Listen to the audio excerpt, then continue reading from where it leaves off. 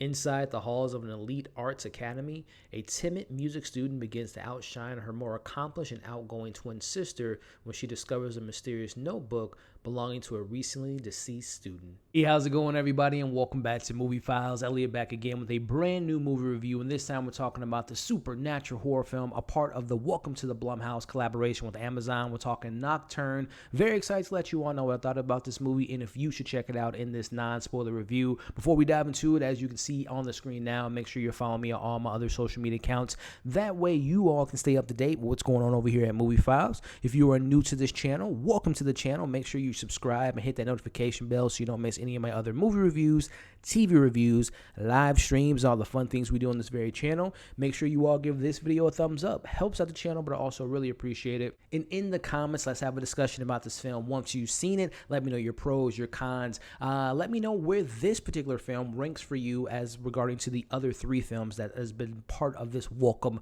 to the Blumhouse experience. So let's have a discussion in the comments. So again, you have these two sisters, one of which you have the younger sister played by Sweeney as Juliet, and then Madison Iseman playing her sister Vivian. And Vivian is definitely a protege in the music industry in regards to they play the piano, and you know her younger sister Juliet is in the shadow of her big sister, and you see these kind of budding rivalry between the two sisters, and you see the love, you see the kind of bond that they have, but then as the movie kind of progresses, you see this kind of hatred towards one another. So that's where I want to kind of start off with this review in the positives.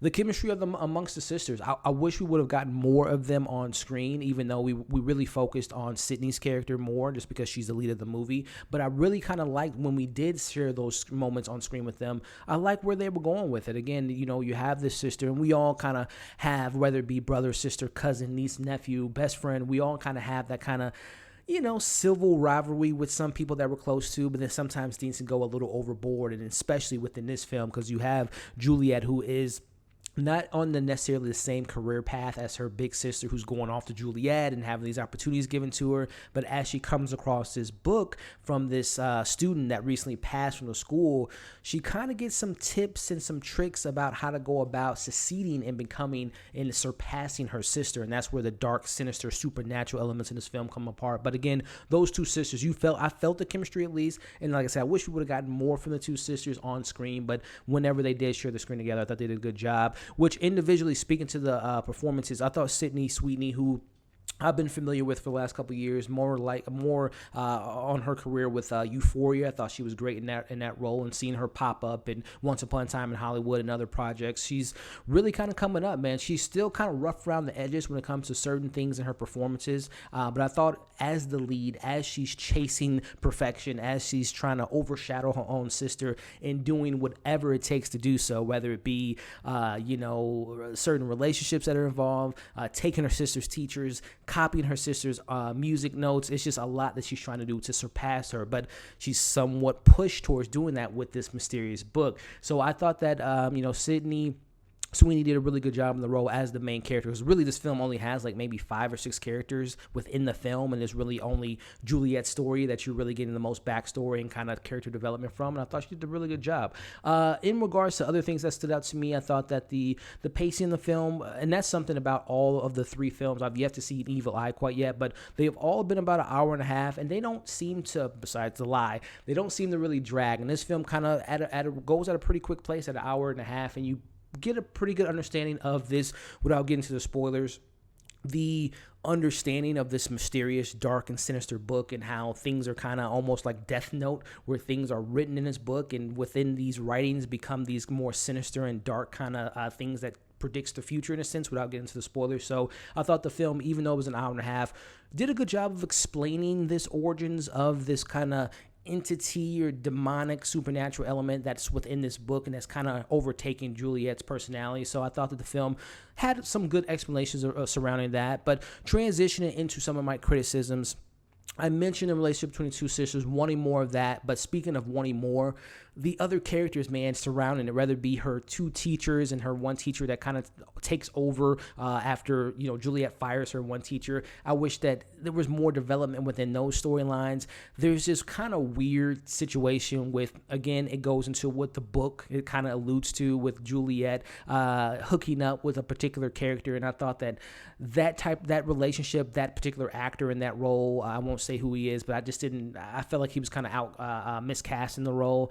Their parents were just kind of nonchalant about the whole situation. I just feel like all these movies so far, all the parents, and there's one thing about the three films, The Lie, Black Box, and this film, they all have this they all start off with like found footage, or not found footage, but they all start off with like our characters as babies or having like this kind of montage of them back in the past. And they all have this kind of theme of like parents really not being there for their kids, or if they are there, they're pushing their kids too much. So there's like, even though these films are completely different from each other, there's kind of that through line that I've seen. And the parents in this film, they're not as bad as the parents in The Lie, but they're just kind of like nonchalant about one of the girls breaking their arm and losing their opportunities. Are just kind of not like, the parents are just kind of non-existent in this film. So that's kind of a minor thing. But in regards to one of my biggest criticisms with the film was, it was just kind of really fleshing out the characters. Besides Juliet and her sister Vivian, even those two characters, I wish there were a little bit more meat on the bone from them, especially from the twin sisters. I wish we would have gotten more from Vivian, even though we see her kind of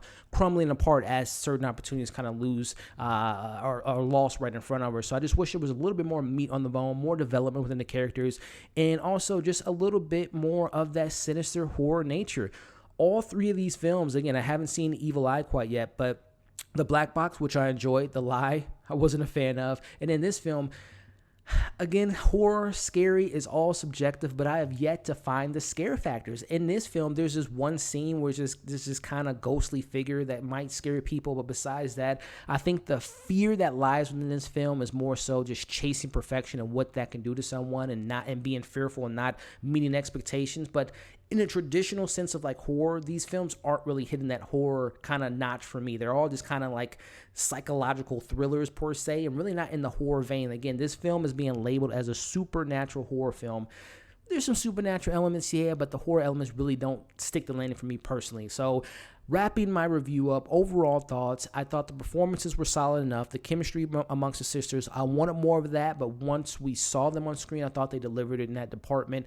The direction's okay. Nothing really stands out to me. The cinematography's fine. The score, all the technical stuff of the film is okay. I just wish that the film had more to say and dove deeper into the mythology of this book, the horrific nature of this book, and I just feel like they kind of fell a little under when it came to delivering on the scare department. So overall, I'll give this a 2.8 out of 5. It's not nowhere near The Lie, but it doesn't meet the intrigue and the kind of the premise that I got from Black Box. And like I said, I'm excited to see what Evil Eye has to offer, but 2.8 out of 5.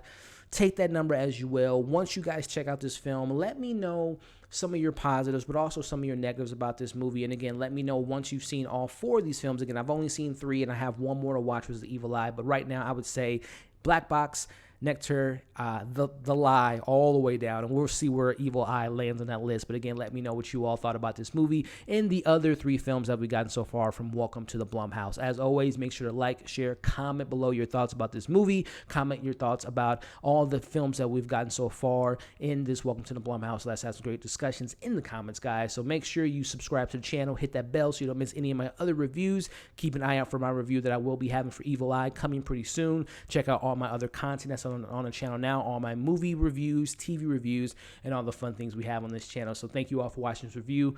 Hope you're staying safe, and we'll see you in the next video.